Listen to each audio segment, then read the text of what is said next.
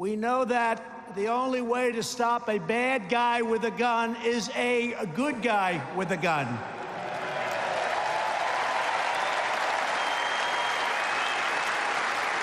Now, I wanted to be a little bit more original than to use a phrase that you've probably heard 1,000 times.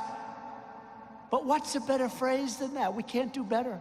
How simple is that? Today, I want to give a few of these brave citizens the chance to share their stories directly with the American people. A lot of television back there. April Evans joins us from Virginia. One night in 2015, she was home alone with her 2-year-old daughter when an intruder broke into her home violently.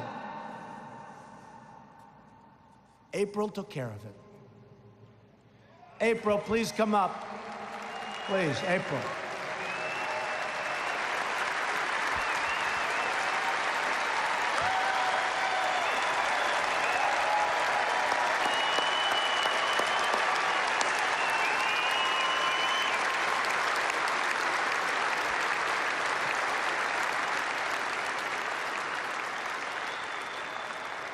My husband is a police officer, and he works night shift.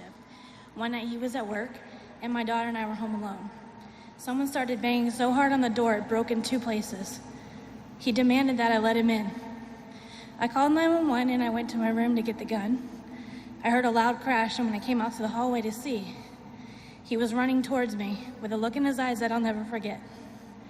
I shot him twice, and I held him at gunpoint until the police arrived.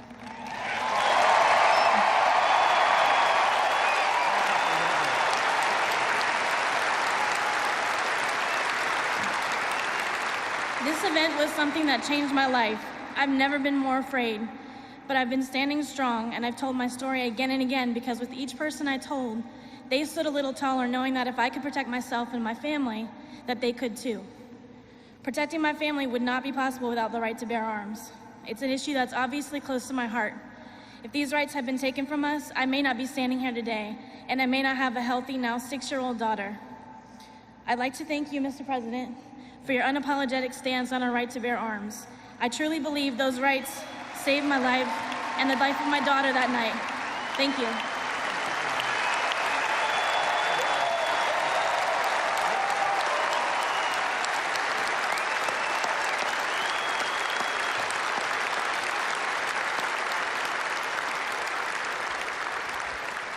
Thank you, April. She was able to defend herself. Also with us is Mark Vaughn, who owns a meat processing plant in Oklahoma. When an employee began attacking coworkers with a knife, viciously and violently, Mark drew his gun and ended the assault immediately, saving countless innocent lives. Mark, please come up.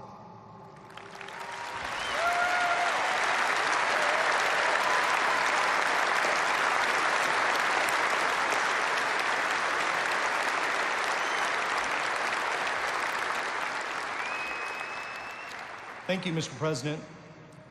Welcome all. I got a call late one Thursday afternoon while sitting at my office. A frantic call from our customer service group said an attacker with a knife was victimizing people in our office. I ran to my vehicle, ran the 100 yards to the other end of our complex. It was a very chaotic scene. Screaming, crying, blood everywhere. I immediately entered the building, ran down a hall. I immediately entered the building, ran down a hallway, and saw a man attacking a woman in the neck and head with a large knife. I yelled. He stopped, paused for a moment, and ran at full speed toward me. At about 18 feet, I fired 3 rounds from my AR-15 carbine.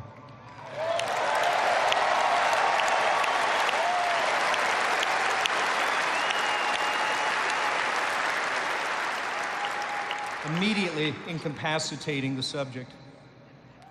He was a determined attacker. Unbeknownst to me, moments before, he had decapitated a coworker. and had targeted several others in our operation to be attacked that day.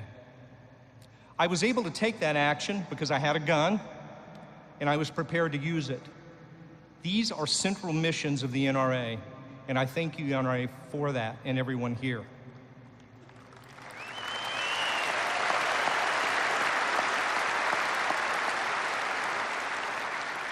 We have but one true thing, one true mission before us today, and that's to come together like we never have before, to preserve our foundational freedom to bear arms in the defense of ourselves, those we love, those we seek to protect, and most importantly, our liberty. Lastly, I'd like to express gratitude.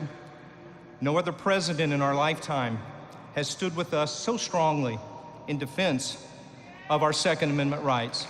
Thank you, Mr. President.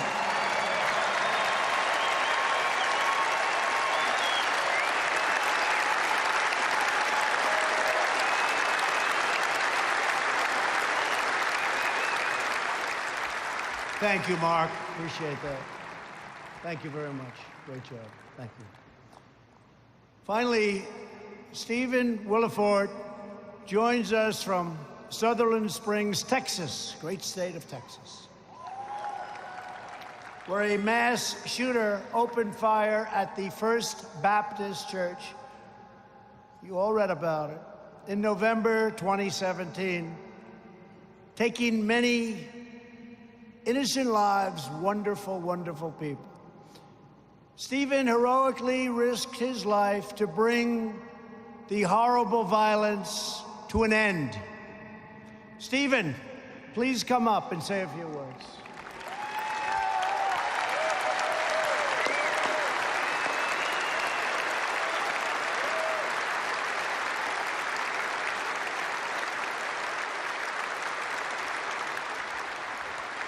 I would like to thank first the NRA for this opportunity, and then I would like to thank our president for this opportunity.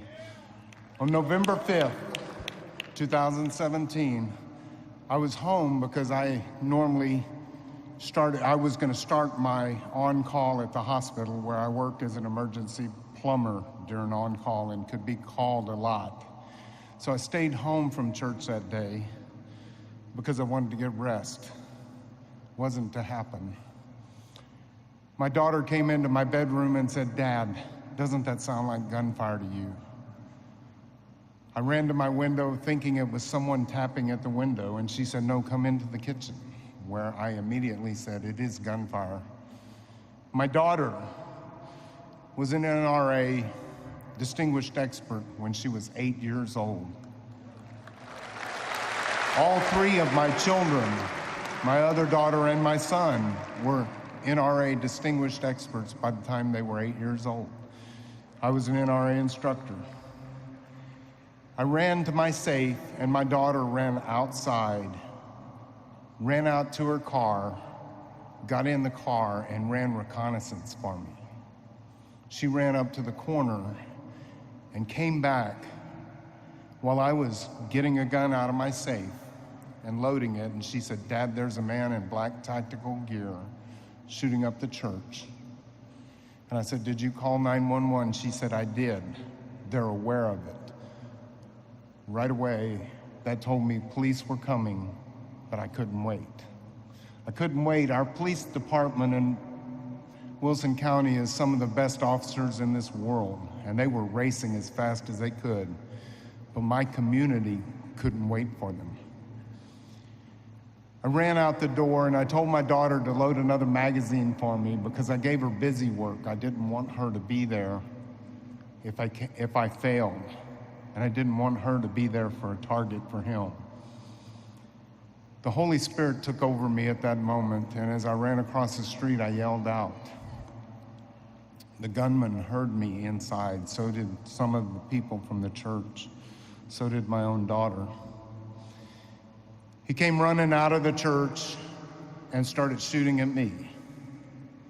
I put 2 shots, center mass. He stopped shooting at me, ran to his vehicle. The 2 shots, center mass, he had Class 3 body armor on. They made no difference. But when he ran and turned around his door to his vehicle, I put one in his side and one in his legs. He got in his vehicle, he put 2 more shots through the side window. I put one where I perceived his head to be and shot through the window. He took off and ran away down the street, and I'm thinking, oh my God, he's getting away. I ran out into the street, took one more shot that went through his back window, penetrated the driver's side seat, and hit him just right at the left shoulder blade. He continued to run. I met up with a man that was just parked and watched the whole thing, and everybody in this world would have just driven on. But this is Texas. We aren't known for our sanity. I found out later his name is Johnny, and I got in the truck with Johnny and we gave chase. And at the end, the gunman, being the coward that he was, took his own life. Inside the church were more heroes than we can even talk about in a limited amount of time.